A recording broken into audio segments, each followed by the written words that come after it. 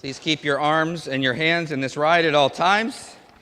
It's going to be a bumpy sermon, and it's going to make you shake and learn, hopefully. Happy Advent!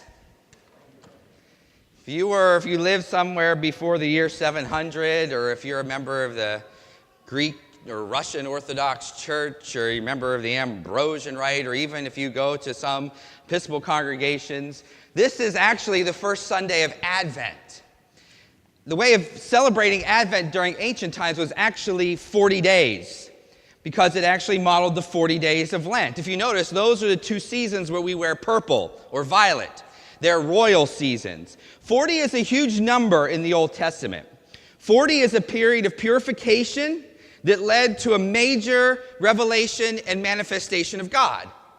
So it rained 40 days and 40 nights, Noah and the ark. At the end of those 40 days, the rainbow came, major revelation of God, covenant with Noah. Moses goes up the mountain 40 days and 40 nights. At the end, major revelation of God, the 10 Commandments. All right? Lent is 40 days of preparation for a major revelation of God, Easter. Advent used to be a 40-day period of preparation for a major manifestation of God, Christmas. And as I always preach before Lent starts, you should come out of Lent a substantially different Christian that you went in it. You should come out on Easter completely changed and transformed, with some of your old sinfulness dying so that you could rise with Christ. Lent is a period where you should come out and be a better Christian. You should come out of Advent a completely and substantially different Christian than you went into it. You should arrive at Christmas with some of your sinfulness gone and a better Christian. It's harder during Advent for us because we get wrapped in all of the busyness and pressure and consumerism of Christmas season that we kind of lose it during Advent. But we forget that Advent really is a time of preparation, and you should come out of it differently. You can hear Advent already in our readings today. Look at page 5. Actually, not page 5. Page 6. We're starting to hear from Isaiah. So we may not be wearing purple right now because Advent around 700 got shrunk to 4 weeks, but the readings are all still there. I'm about to create a new heavens and a new earth. The former things shall not be remembered or come to mind, but be glad and rejoice forever in what I am creating. You see how God's doing something in us during Advent? I'm about to create Jerusalem as a joy. I will rejoice in Jerusalem and delight in my people. No more shall the sound of weeping be heard in it, or the cry of distress. No more shall the sound of weeping or the cry of distress be heard in it. It's quite different than what you've been seeing on the news for the last couple of days. Oh yeah, let's talk about the elephant in the room.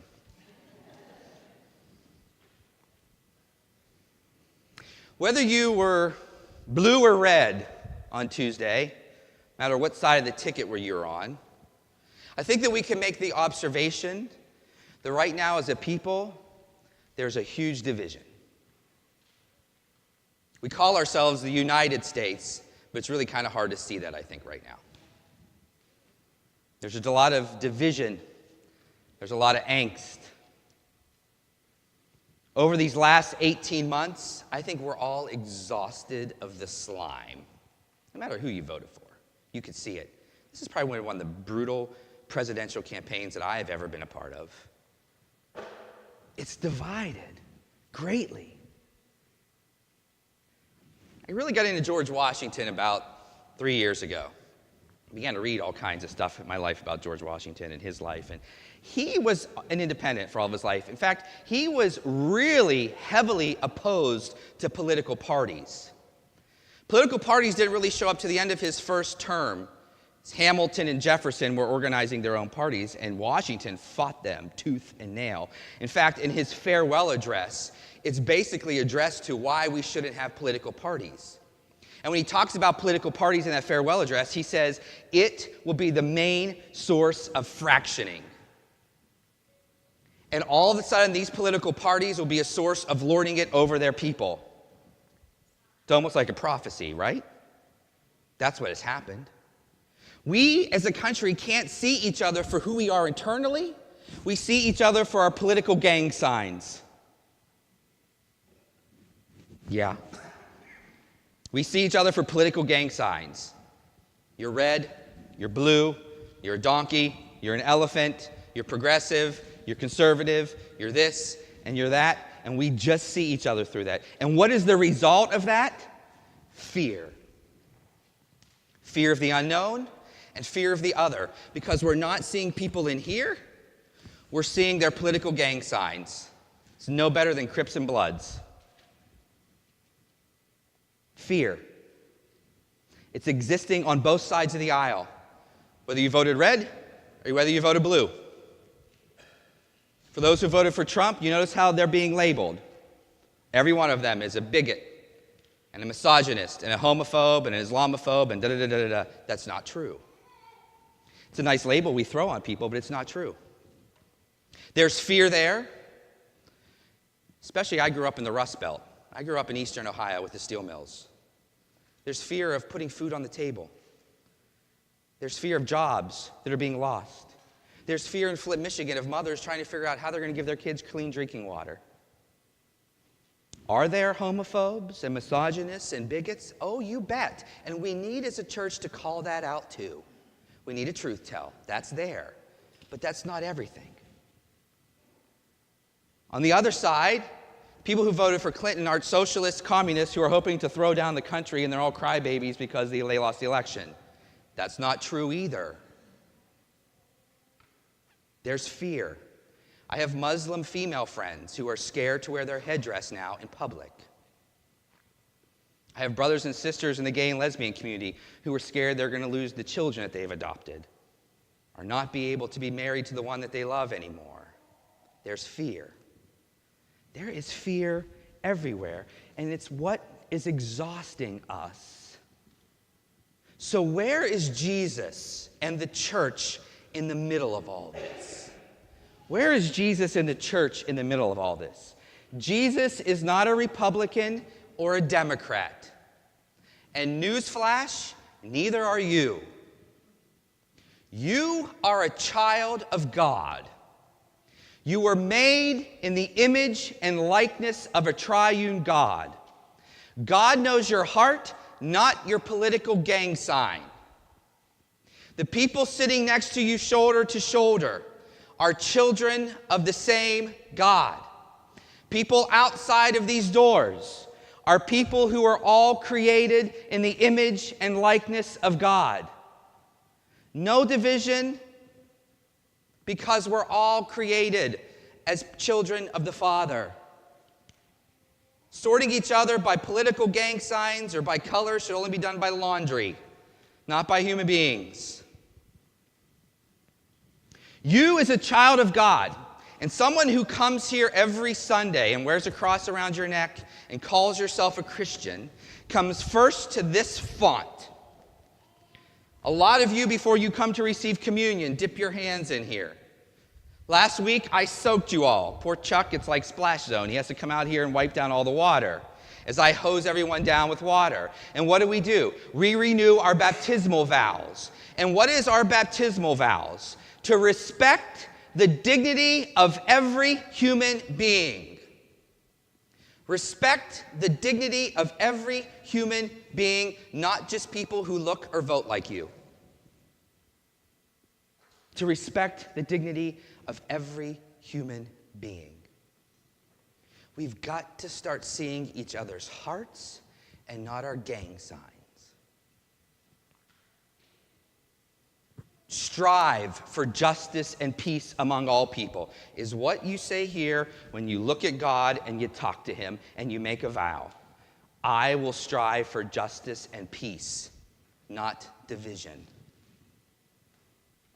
When we see evil, we're called to speak out against it.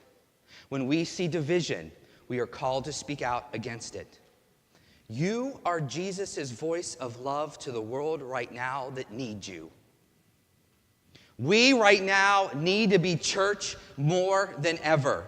We as a church need to put on our work clothes, roll up our sleeves, and get out of these doors and start talking to each other. Because another vow that you make here is to seek and serve Christ in all persons. Seek and serve Christ in all people.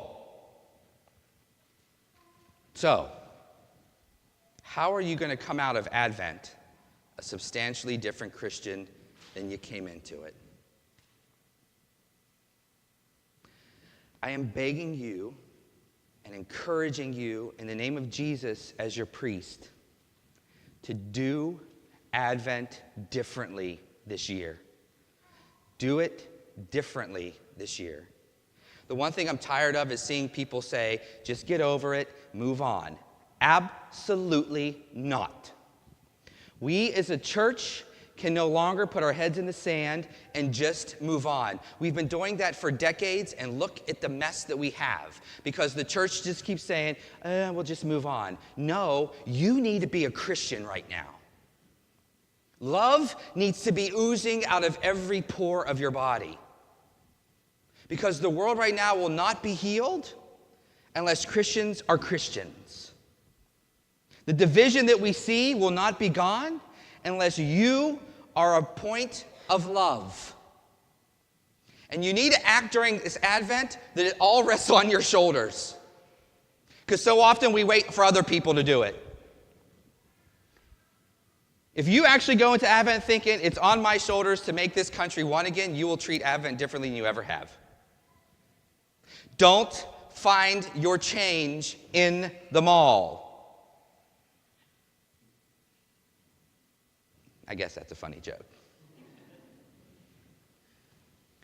During Advent and Christmas, we're going to spend buku amounts of money on gifts for people that they don't want, they will return anyway. I'm not saying gifts aren't good for people we love, but is that the point? What I'm begging you this Advent to do is get out and talk to people.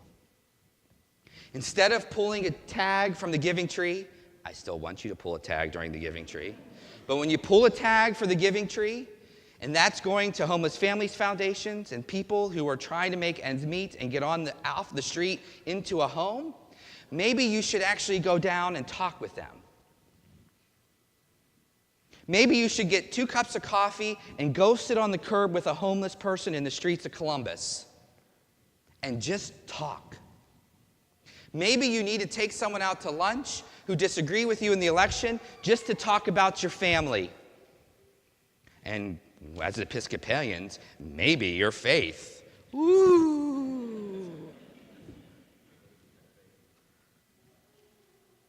We need to see and talk to each other desperately right now because the world is trying to continually divide us and make us look through the gang signs. And it's easy for us just to put our head in the sand and do it, but nothing will change unless we become Christian, unless you truly mean what you say to God every Sunday, that you will respect the dignity of every human being, that you will seek and serve Christ in your neighbor and love your neighbor as yourself, and that you will fight for justice and peace. You either believe that or you don't. Don't lie to God. Live it. He will give you the grace to live it. Do Advent differently. I don't know what that's going to mean to you. Maybe that means you go downtown and work at a homeless shelter. Maybe that means you stand on the front lines with Black Lives Matter. Maybe that means you just go out and meet middle-class people and talk to them instead of judging. Or you go out to the opposite party and just talk to people without judging. I don't know what God is asking you to do. That you need to chat with Him about. But I do know we got to do it. Because the world right now needs the light of Jesus Christ. And who's going to bring it except for the people in this room? No one else will do it but you. You are Christ's hands and His eyes and His mouth in the world. It is up to you. As the Father has sent me, now I send you, is what He told us. What are you going to do for Advent? Next week is the Feast of Christ the King. Thursday next week is Thanksgiving. I feel like we just took down the Christmas decorations and now it's Thanksgiving. And then we start Advent. We don't have 40 days, you have 4 weeks. A little bit tighter time frame. You have 4 weeks, beginning the last Sunday of November until we celebrate the Christ Mass or Christmas, when he comes among us. I pray and I implore, and I'll be praying for every one of you to do Advent differently. Come out of Advent a substantially different person who is bringing peace and hope and love and unity to a world right now who really needs it.